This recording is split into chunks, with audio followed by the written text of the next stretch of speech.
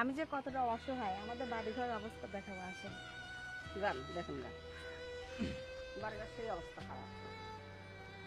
প্রিয় দর্শক দেখেন, আমি বললাম না একটা ব্রিজের নিচে পরিবার থাকে। দেখেন এটা এটা দেখেন আমরা এভাবে থাকি।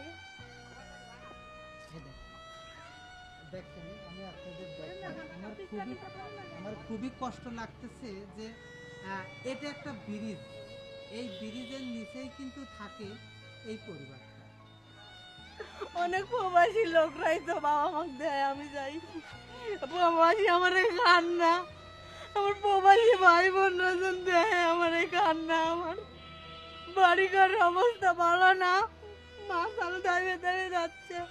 কে যদি একটু সাহায্য করে আমার বাড়িটা একটু সারিয়ে দেয়, কারণ আমি একটা মেয়ে মানুষ, আমি কত কি করবো, আমার লেখাপড়া, আমি ডিগ্রি পরীক্ষা দিয়েছি, আমি যদি